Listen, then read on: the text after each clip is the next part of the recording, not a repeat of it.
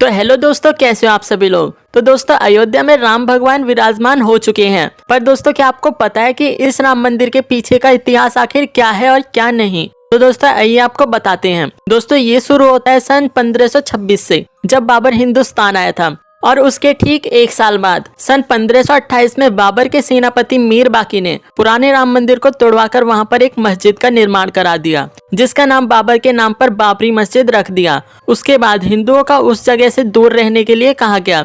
पर सन 1813-14 के आसपास फैजाबाद के एक ब्रिटिश ऑफिसर ने एक रिपोर्ट जारी की, जिसमें मस्जिद वाली जगह पर राम मंदिर के होने के सबूत मिले। उसके बाद हिंदू संगठनों ने कहा कि ये सन 1528 में बाबर ने हमारे राम मंदिर को तोड़वाकर यहाँ पर एक मस्जिद बना दिया। जिसके बाद पहली बार सन 1853 में हिंदू और वाजिद अली शाह के साथ सांप्रदायिक हिंसा भड़क उठी और उसमें बहुत लोग मारे गए।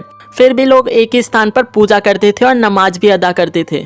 अब आप पूछोगे कि पूजा और नमाज एक ही जगह पर कैसे हो सकती है। चलो बताते हैं। जयपुर के एक राजा थे जय सिंह, जिन्होंने बाबरी मस्जिद के आसपास वाली जमीन को हासिल करने की कोशिश की, जहां वह दोबारा राम मंदिर का निर्माण करा सके। पर वह इस काम में असफल रहे और उन्होंने सन 1717 में मस्जिद के पास एक चबूतरा बनवा दिया, जिसका नाम उन्होंने राम चबूतरा रख दिया, जहां पर हिंदू राम जी की पूजा कर सके। और इस लड़ाई के बाद 1885 में जब ये मामला कोर्ट में पहुंचा, तो वहां के अखाड़े के एक महंत रघुवर दास ने मस्जिद के पास बने राम चबूतरे के ऊपर एक पक्की छत डालने की मांग की। पर कोर्ट ने फैसले के अनुसार कहा कि आपको वहां पूजा करने का अधिकार तो है, पर आप वहां पक्का मंदिर का निर्माण नहीं करा सकते। और कोर्ट ने मंदिर के ऊपर छत डलवाने के लिए इनकार कर दिया।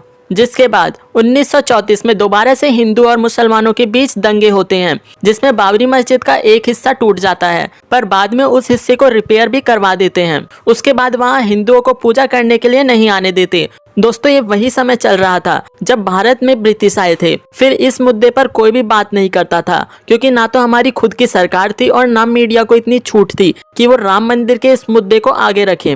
राम मंदिर को लेकर उस समय सिर्फ और सिर्फ भारत की जनता ही बहुत परेशान थी। फिर 1947 में जब देश आजाद हुआ, तो लोगों की सरकार से उम्मीदें भी बढ़ी। पर यहाँ तो कांग्रेस भी इस मुद्दे पर बात नहीं करना चाहती थी। फिर 23 दिसंबर 1949 की सुबह पता चलता है कि मस्जिद के अंदर राम जी की मूर्ति पाई गई है। उसके बाद उस समय के पीएम जवाहरलाल नेहरू ने वहां के डीएम के नायर को पत्र भेजकर कहा कि वह मस्जिद से मूर्ति को हटवा दे।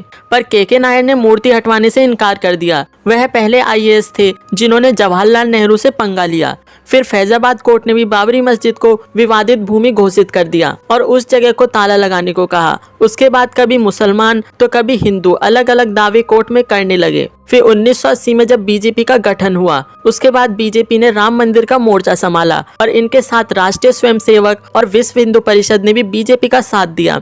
और 25 सितंबर 1990 को लाल कृष्ण आडवाणी ने राम मंदिर आंदोलन को बीजेपी का अपना आंदोलन बताया और सोमनाथ से अयोध्या के लिए 10,000 किलोमीटर की रथ यात्रा भी निकाली। और बिहार में आते ही उनका रथ रोककर यात्रा पर ताला लगा देते हैं।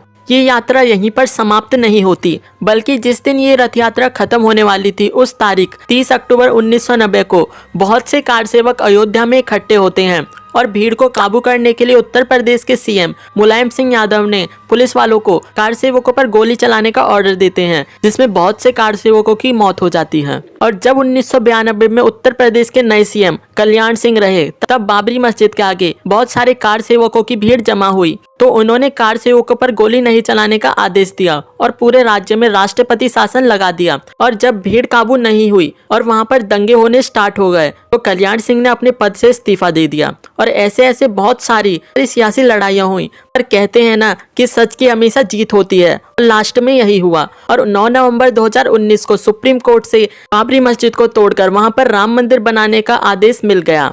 और ये हमारे लिए बहुत बड़ी जीत थी। तो सब बोलिए जय श्री राम।